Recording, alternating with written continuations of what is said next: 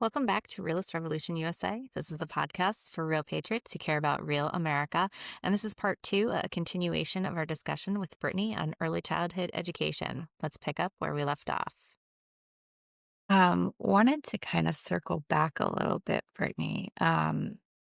Kind of talking about there being, you had mentioned that, everybody's classroom is a little bit different. And obviously the kids can change year to year, even month to month sometimes in the Yeah. classroom. Can you talk about some of the early childhood education philosophies that there are or theories, kind Yeah. of like, Montessori is an example, and how do those teaching styles play into learning for young kids? And do you happen to have a favorite that you implement in your classroom, or maybe a couple that you implement? I'm sure I have a smoothie blend. So, because there's no one right way to learn and there's no one particular style of learner, there thankfully are many different philosophies of education. And there are some broader philosophies, like I would say that I'm a constructivist. There is a learning philosophy that we construct our own knowledge through engagement. And so whether that's with materials, whether with people, whether with a blend of the two, that between those things, that is how people grow and learn. And that can be interest based, that can be inside or outside. But on a more narrow spect, when we think about early childhood philosophies, there's a couple different ones that are really on the tips of people's tongues when they're signing up or putting their kids on waiting lists. Like I know when my little girl was born, the day she was born, I sent in her application to where I'd like her to go, which is a forest agricultural school that's nearby where I live, because I truly believe that children need a lot of outdoor time across the course of their day and need information with living people and living animals and living environment in order to understand the world before they're told to sit in a seat for 8 hours. So That's fair. one of those is nature immersion schools. So that's becoming more popular and is very popular in the Netherlands. You'll hear like forest kindergarten schools, things like that. And in certain parts of the United States, those are growing really rapidly, and that has to do with a lot of things like community and feasibility, like does the weather cooperate? Can you be outside all day comfortably? And there is a lot of people will say, well, there's no such thing as bad weather, just bad clothing. Well, that's very biased in economic standing, right? Because if you can't provide the good equipment, then you are still outside and you're uncomfortable. There's nature immersion programs. There's things like Montessori, which came about by Maria Montessori post World War II, when you had a need for children to be a lot more self sufficient. They didn't have two parents at home, one of their parents died in war. So, how do we provide education for children that helps them learn skills, everyday living skills? And Maria Montessori was a beautiful human being because everything was child sized. So you learned how to set the table. You learned how to clean up after yourself. When something breaks, you go fix it.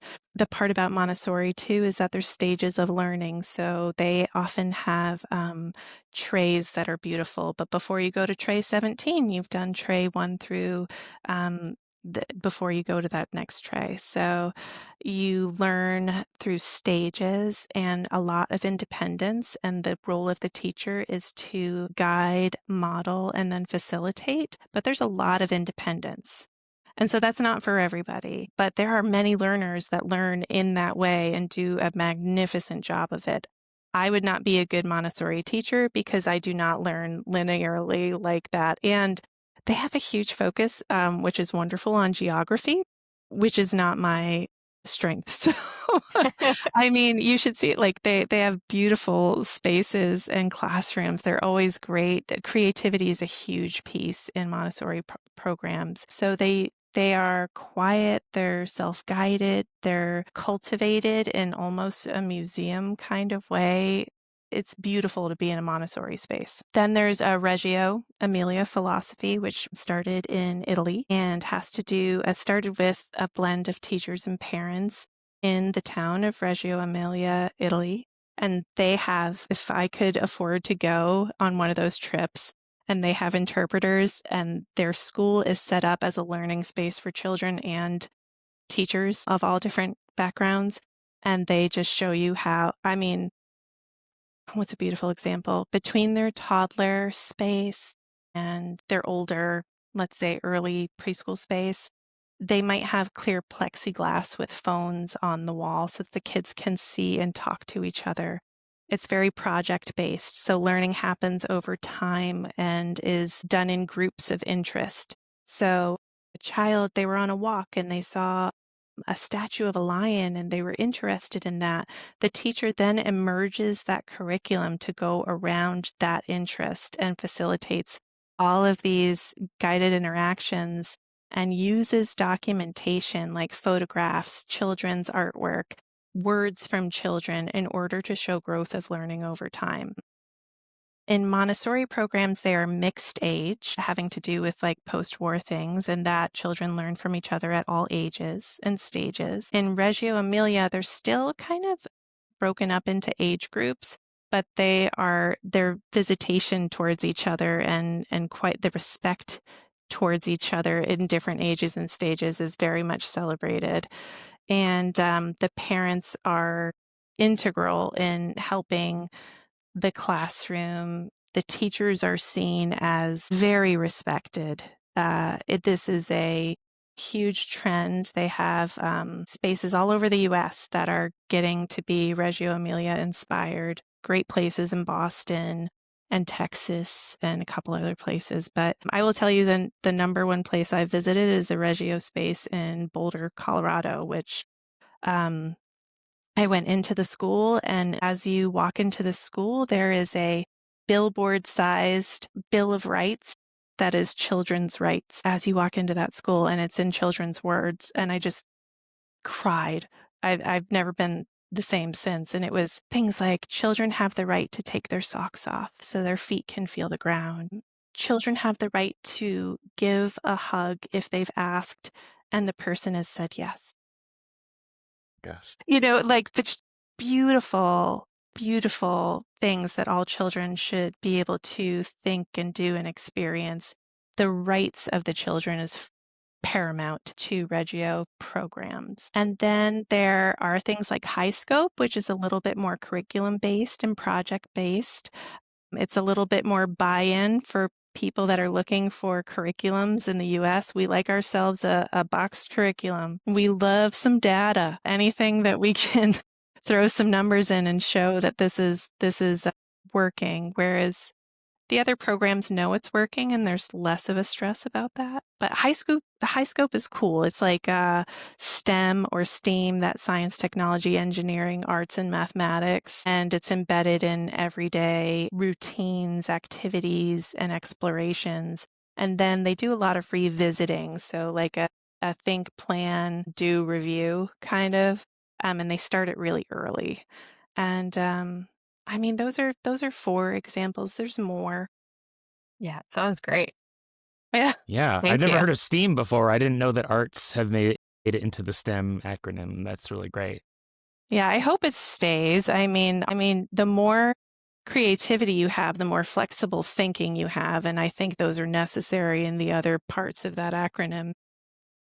Especially in our So with world those today. four, Yeah. yeah, no kidding. With those 4 philosophies you just outlined for us, if you were going to open up your own school tomorrow, give us a pie chart of like what percentages you'd want your school to reflect from all those different philosophies.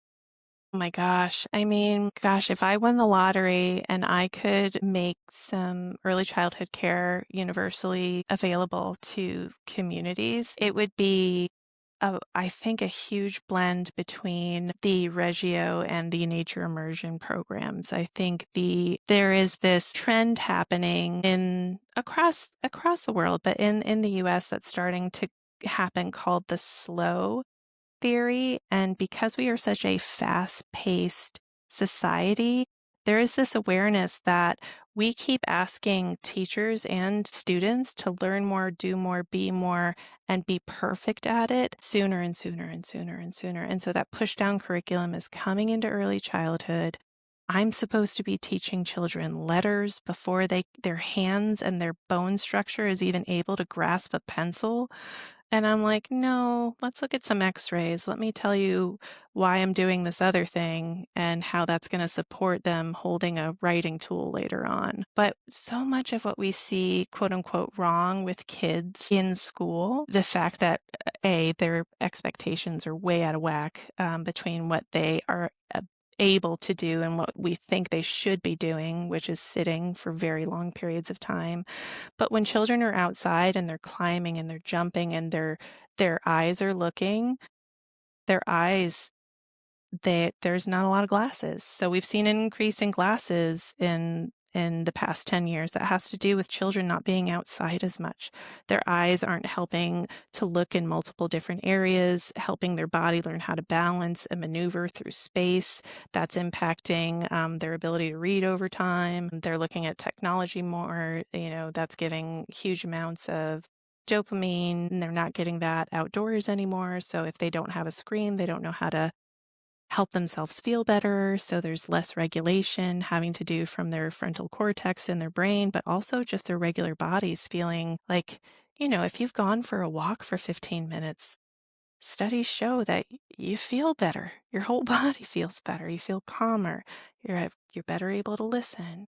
You're slower to react in an impulsive way. So anything where we can help students feel more regulated internally and externally while also supporting them with a learning environment that feels safe, that feels routine, that the environment helps them to know how to act and what to do, that the routine does that as well, then learning, quote unquote, is happening all day long and not just during learning times. So not so much a specific, I want it this way Montessori. I mean, if somebody could help me read a map better, Lord knows I love it. So, but I think, again, any part that helps children learn how to be a positive community member, that it isn't just about them, that they need to learn how to be a good self-advocate, to understand themselves and to voice for themselves what's right and what's not right.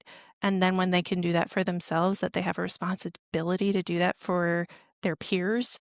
I think a program like that would be where I'd invest my money. That'd be awesome. You Yeah, just that sounds mentioned great. you just mentioned, Brittany, kids self-advocating. Mhm.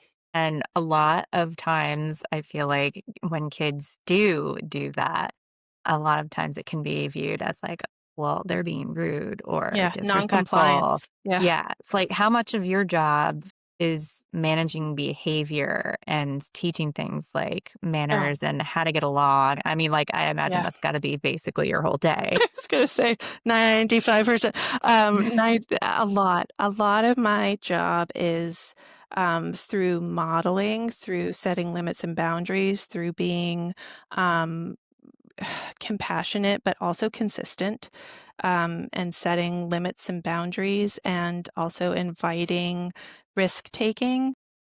It's a mixture of all of those things because we live in a world right now where taking a risk is huge. I mean, you think about as adults, like we can barely take a risk in a conversation, nevertheless, in like a learning experience. Like I see that anxiety in kids so much sooner than I used to now. And it has to do with the models that we show them. And that's the people around them are more anxious and worried about taking risks or saying the truth or being seen as rude when really it's being seen as honest. And I can't tell you how often I'm told I'm rude, Right there or with you. I'm outspoken, or Blunt. there's that early childhood teacher again. I can't tell you administration, current and past, that has said that I am a pain rather than, and that's not with everybody, but because I don't mind being viewed as a hedgehog, I guess, prickly on the outside and soft on the inside. We need to do that for our kids, and kids need to learn grit. And that's a huge part of it too. Is it Andrea Duckworth? I'm saying her name wrong. But she has a book on grit, and it is all about we need to allow children the process of failing. We need to let that happen in conversations, in spilling, in setting up a block structure and learning about balance and space and geography, whether they're maneuvering around the room for some of my students or figuring out a way to safely go throughout the school.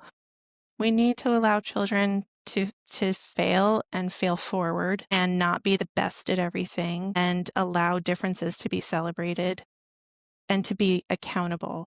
So, SEL curriculum, social emotional learning curriculum is huge in these upper grades now because everybody's wanted to get so down to what learning is. And I use that in quotes because the funding from schools comes through scores, and those scores are determined by literacy and math. And so if we aren't shoving that down our students as soon as possible, then we're wasting time. When really there is huge research that the more recess or the more less structured or unstructured time students have in a day, the higher their scores are over time. Stop restricting them in Yeah. their voices, Not in their surprising. choices, and in their day. Gosh. Let the kids be Behaviors are kids. through the roof. Gosh. I just looked it up, by the way. It's Angela Duckworth, just so Angela, you know. thank you. Yeah. Yeah. I know that you had said in your classroom, obviously, there's a bigger support group than just you, especially being in a classroom where there is, kids who have potentially, physical or emotional issues that need to be worked on. Uh, have you ever been physically hurt by a student? 'Cause I know you do have backup in the classroom, right? Yeah. Oh, yes. Over the years, multiple times. I think early childhood is a very physical job, and I think teacher wellness is a huge issue across any developmental age span that you're working with. But early childhood educators are lifting, pulling, moving, bodies. We're moving bodies. And sometimes when you have a 4.5-year-old who has a developmental span of a 16-month-old, then they're doing things that require a lot of safety intervention. And that safety intervention has led to a lot of injuries over the years. I would say my body is so close to being done. I mean, my lower back, I've had my tendons torn in my arms multiple times. I wasn't quick enough one time. A kid threw a block and I was bleeding in my mouth pretty badly for a very long time, and that lasted days. I've seen people get concussions. I've seen people need stitches, broken feet, broken bones, broken fingers. A lot of it because you're dealing with people that are dysregulated. And when people are dysregulated, safety is not anything they can think through, no matter what age you're at. It's like, we call it flipping your lid when we think about brain development. If your brain stem is surrounded by all of your fingers covering your thumb, when you go into fight or flight, it you blow your lid and all your fingers are open. Well, you're in fight or flight. You can't use your thinking brain anymore. So that leads to a lot of people getting injured. And that's increased since COVID as well. Behaviors, just kids. We have a parenting epidemic. We don't have a learning epidemic. We have kids that don't have the same amount of safety, guidance, support, economic, safety as well, housing, food in their bellies, those basic things. And then they're coming into school with all of these expectations and they don't know how to do it. Yeah, increases in behavior, a ton, and Yeah. a lot of people being injured. Yeah. What is it? You've done a really good job of articulating how students are struggling or what they're primarily struggling with lately. What is it that parents are primarily struggling with? What is causing, in your opinion or in your observation, what is causing this parenting epidemic? Stress. I mean, in a word, we're living in a world that is the cost of living everyday bills. You have stressed parents, they're not going to be able to use their tools and their systems. That mental health crisis that is the buzzword, but then how do we, and that's why I say it's a and when I think about early childhood, it is helping the child learn and develop within the classroom, but also bridging that across to home so that they can gain skills and advocacy and just overall growth in their ability to parent in a way that feels better to them. A lot of these parents are coming from stories that just make you want to hang your head and cry. But there's also a lot of missed accountability and huge gaps in services in DCYF, in all of the wraparound services that help families get mental health services.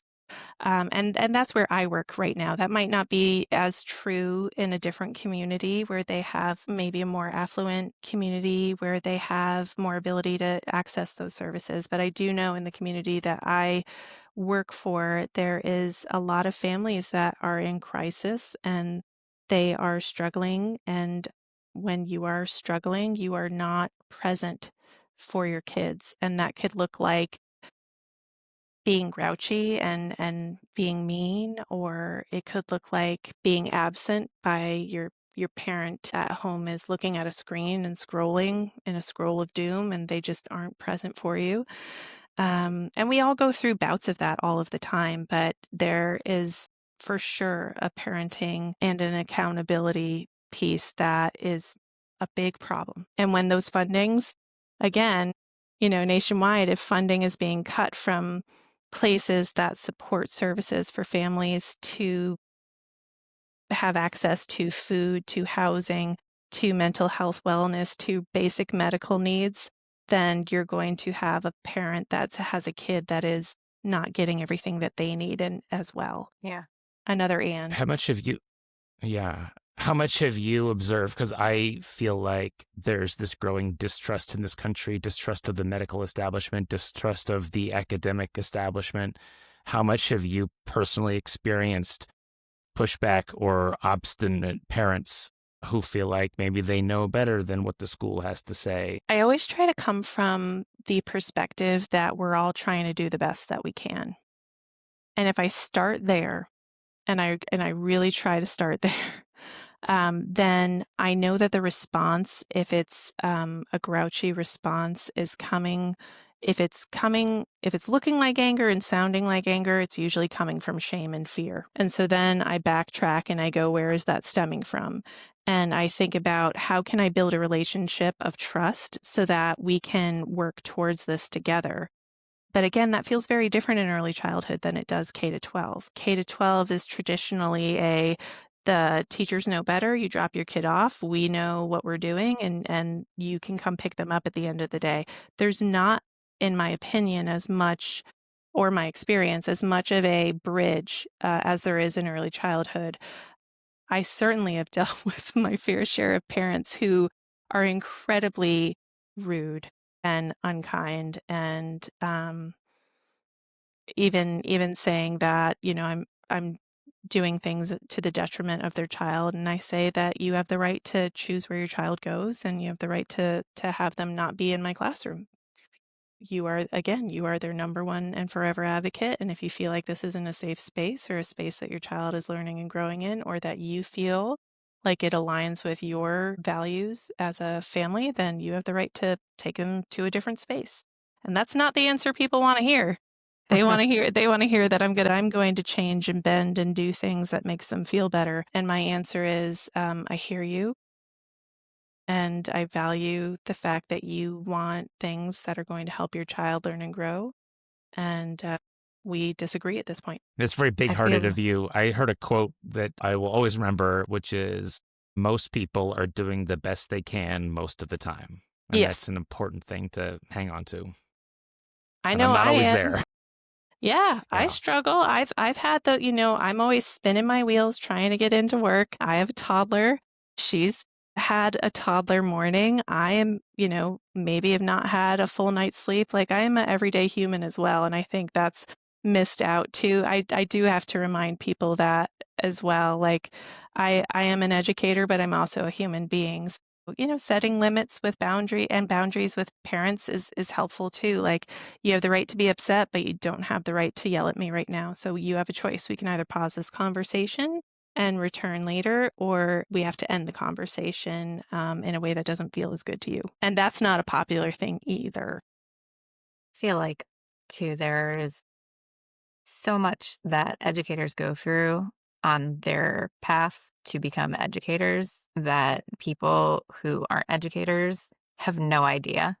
So it's one of those things where it's like, okay, if I go to the doctor and I need to have surgery, I'm not going to pick Joe, who I went to high school with, who, Yeah, read on WebMD how to perform the surgery. Like, I'm going to pick somebody who went to school, who studied this, who learned about this, who has performed it safely millions of times to be my surgeon. And I feel like people forget that educators go through a lot of similar things. Like, they don't just, go to school and become some liberal psychopaths. That's not what happens. Like, they study psychology, they right. study sociology, they study, yes, in terms of things like early childhood education. I'm sure you went through a lot of courses pertaining to young people.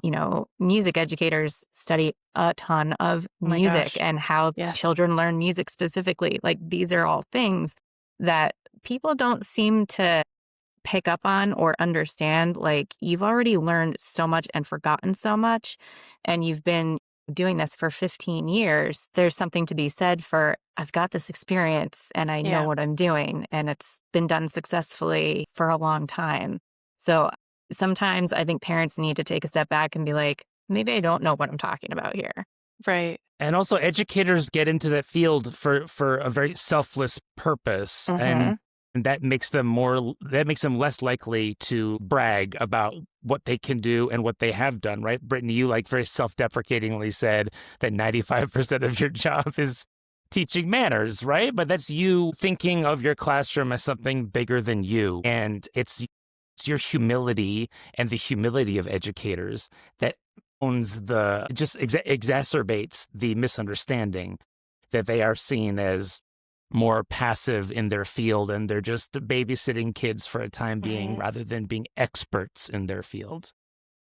Yeah, I think the stigma goes a long way. And I think when I was a young educator, I've always had this like fuel in me to be a good advocate for children to have the best opportunities possible, no matter what their born story has aligned them with. But I've had a ton of ego that I've needed to lay off as well over the years. I think I call it TEGO, teacher ego, and I think it's a constant tightrope walk down that line of because I'm already an early childhood person, so I already feel like I'm not as much of a professional as the person down the hall from me, you know. So I'm constantly walking the tightrope of trying to justify why I'm doing the things that I'm doing based on my knowledge and experience and expertise, but also trying to make everybody be seen and valued and encouraged in what they want to be able to do moving forward too.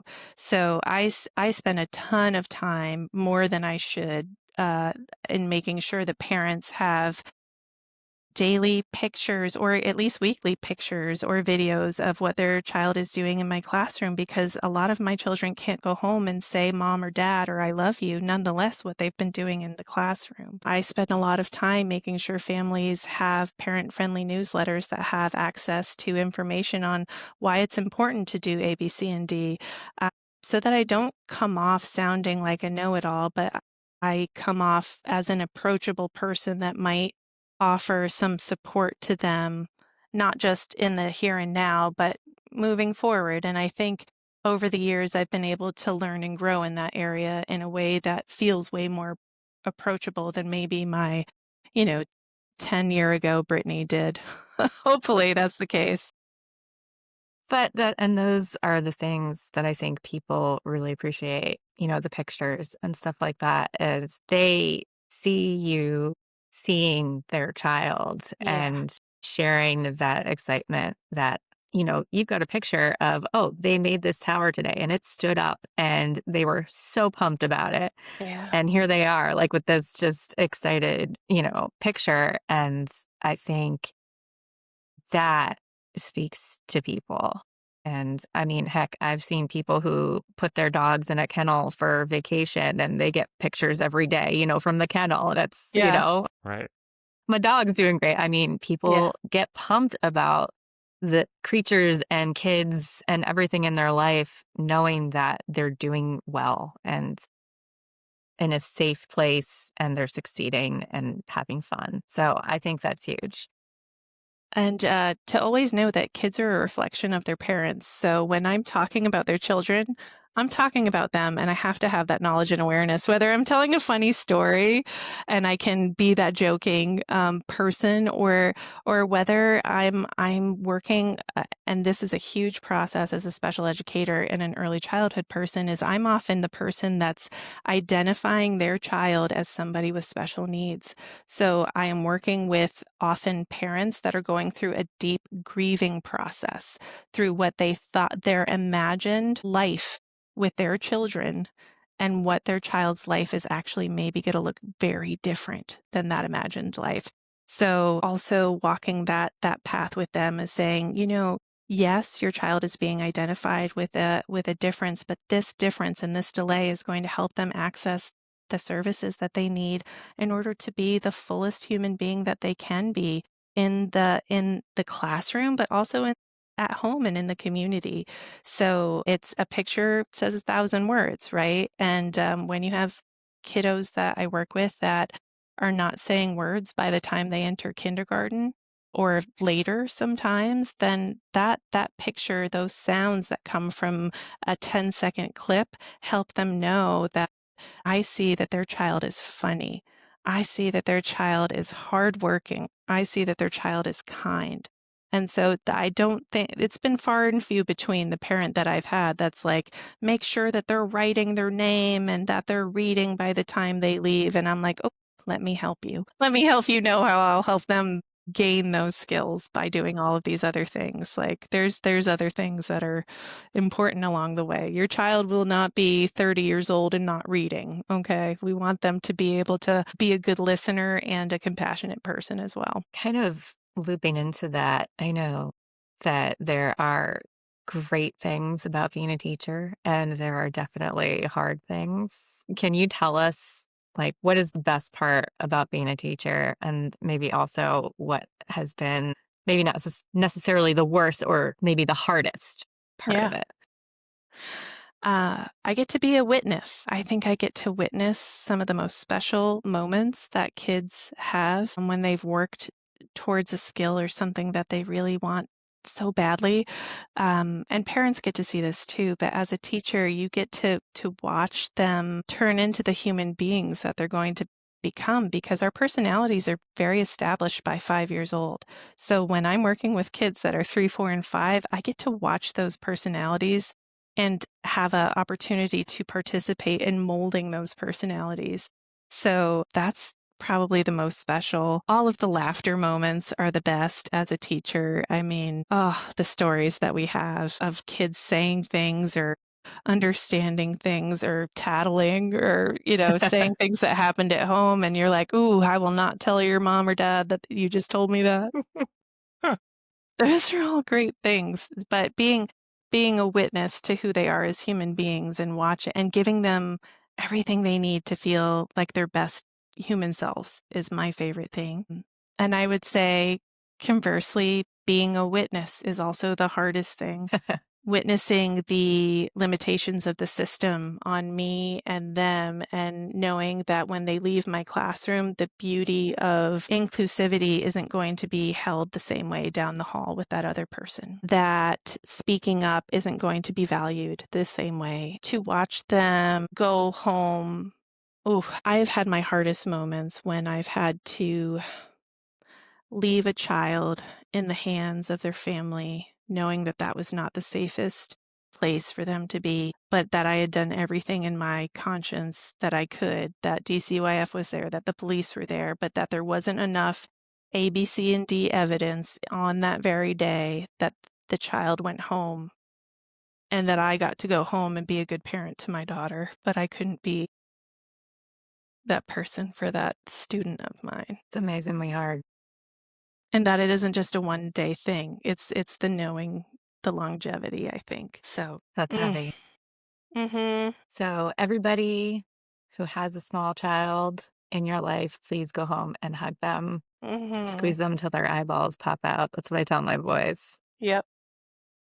I chase after them sometimes. I grab them. I'm like, I love you so much. I'm gonna squeeze you till your eyeballs pop I out. know, even my little girl's like, "No, mama, no." And I'm like, "Ooh, just a little bit more." Yeah, that emotional labor of being a devoted teacher, or I shouldn't say devoted teacher, because I think teachers by default are devoted. The stigma of lazy teachers, or the not stigma, excuse me, the stereotype of a lazy teacher is very anecdotal and very far and few between. I feel like teachers are caring and devoted to their students, and I don't know how you compensate somebody for the emotional labor they put into their job.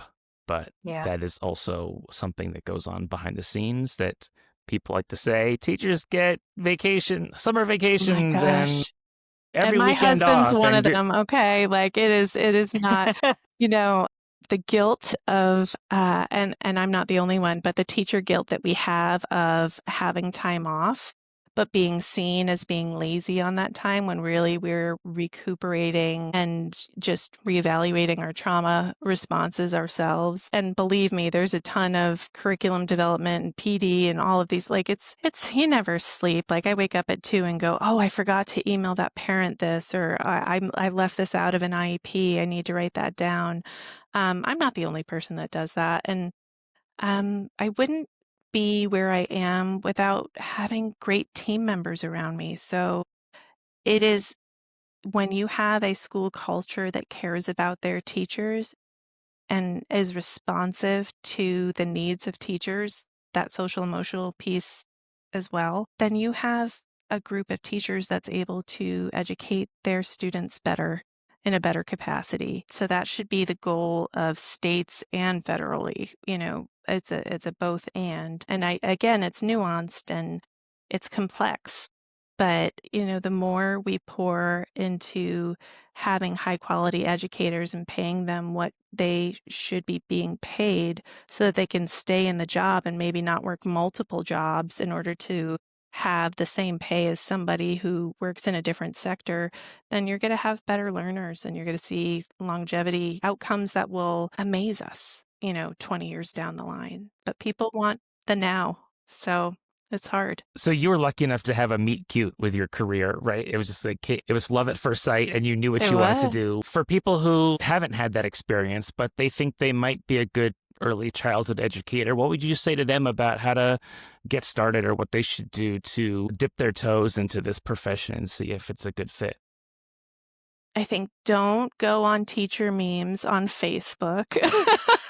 There's, and encouraging things for people that are looking towards being early childhood advocates or educators would be I usually have great conversations with people and connect them with probably the best step that's for them, whether it's like a online and on what they're passionate about, because it feels huge to say that you want to be an educator because that's at least 4 years off oftentimes in early childhood, because there's different types of certifications, and oftentimes your child is going into a space that they have a certificate of being with a child but not necessarily like a lead teacher or a head teacher. So all of these different pieces, it's to, go into maybe ask to shadow a person that they know, or I could connect them with a person to shadow to really see like what does that look and feel like, rather than go drop yourself into a course that costs an arm and a leg. I don't ever want to cripple people financially trying to achieve their dreams. And that's the same, especially for early childhood people, because in community college, I love community college because you have people from all ages and stages, and it's a beautiful classroom situation. But you also, and so oftentimes I would have students that are already working in childcare like 20 years, and they're taking my course in order to attain the certificate that they need. And so they don't even care about what I'm saying. They're just there on a Wednesday night after work trying to get their certificate. But it's like, why do you want to do this? Where is your passion? And then what's your best match? And that could be through information about websites, going to a conference, mentoring or shadowing somebody, or connecting them with somebody from higher ed that might be able to be better suited towards helping them. In early childhood, I think, again, there are so many variations that, I mean, a mom can decide they want to open a home daycare without training. Maybe they chat GPT, how do I open a home daycare? And then they learn those things. And then they have people playing in their space, but maybe they don't know truly about early childhood or brain development. And they don't know. They don't know what they don't know. So it's often like keep being a learner. Where's your best learning space? And then once you find your best match for a learning space, then you can attain the goals that you're trying to achieve, whether it's a home daycare or whether it's being a public school special educator. Real quick, just because, you know, you touched on the fact that there's not as much funding. I do want to ask because I know a lot of people who have kids who Mm, are getting older, and they're purging their homes, mhm.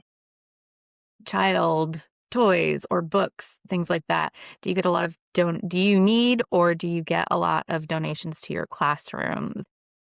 I'm pretty shameless about the fact that I always look for donations and I look for beautiful things donations, like whether it's, have your child, like right now where we live, there's a huge acorn dropping. Can you collect a bag of acorns and bring them in for a donation? And I will heat up my oven and kill all of the insects that live in acorns so that I can do some acorn kitchen activities or something in my classroom, but also that I'm always looking for things like sensory tools and or newer furniture. I'll tell you, there is never a better bargain hunter than a teacher who is trying to fashion their classroom.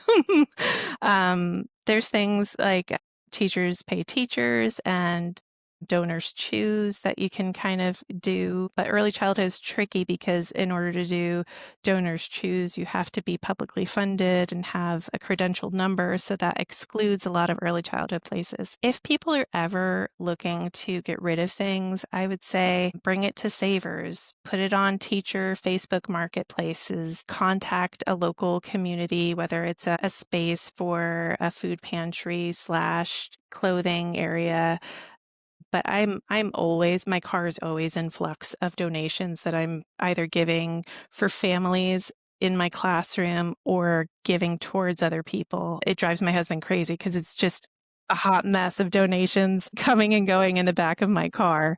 Does not a tidy car I will ever have. But yeah, just finding places and spaces. Head Start programs are often given a lot of support and maybe they have the ability to have grants and things to get some really nice furniture, but there's always those used materials like markers that you use up, right? Shaving cream, salt, rice for sensory things. Like I'm always looking for that stuff costs money and we use a lot of Yeah. it for sensory exploration and especially with this age groups. Yeah, a 5-pound bag of rice, goes a long way for a teacher. So, just I try to bring in tissues or, when I'm dropping stuff off at my daughter's school, asking like, "Hey, y'all need some bubbles? Here's a couple things of bubbles," because half of that is gonna go to spill, and then the other half is gonna be used. Yeah, always looking for just the community wraparound because it is the thing that is beautiful and unique and tricky about early childhood is that it is a village and we all can be part of that, whether you have children or no children. If you're paying taxes and you're living in a community that has an education system, maybe you also might want to think about pouring into a local childcare space that might need your old bucket swing that you're done with. Yeah. Awesome. Yeah. So Love that. anybody who has some gently loved items, you know, if you're looking to get rid of them, definitely take a look in your community for Head Start early childhood education programs, anything like that. Especially. Oh my gosh, books. And those are books that I can give families to bring home because a lot of families don't have access to having a library at their house still. I know that seems weird, but that's true. But yeah, books are really expensive. So if you're feeling done with your board books, that your board book costs, $7.99 for for a 8-page, 2-word a page book, give that to somebody. Don't throw it out. Yeah, fantastic. I think with that, is there anything else you want to share with us, Brittany, before we kind of close up here? I would share that you know, that the importance of accountability and the importance of compassion are just a twofold bridge we have to walk across. And whether you're in education, whether you're working with young children or not, that the smile and the respect that you give towards the human being next to you, whether they're in the grocery line or whether they're in the school system, like it makes a difference. And just being kind and giving people the benefit of the doubt is goes a long way because we're all leading a tricky road here lately. And if you can give somebody a smile and a laugh, and I'll tell you what, I always carry bubbles on me. I am the bubble lady. Bubbles, anytime we can inspire or instill wonder or whimsy into the world, we're making it a better place. So let's walk the path together. Let's figure out a way to talk to each other, and that's me included. And having a space like yours where you're bringing people on to intentionally do that together. Let's all learn together. Let's all be lifelong learners. Awesome. Well Thank you. said. Yeah, that was You're so amazing. welcome. Thank you, guys. Thank you for being here with us today. And thank you, fellow realists, for listening. And if you enjoyed this episode and want to check out others, you can go to our website, www.realistrevolutionusa.com. Please give us a follow on any or all of our socials. We're out there on all of them. And until next episode, keep it real. If you want to hear more reflections and thoughts about early childhood, go check out Brittany Corshane on Substack at The Educator Summit.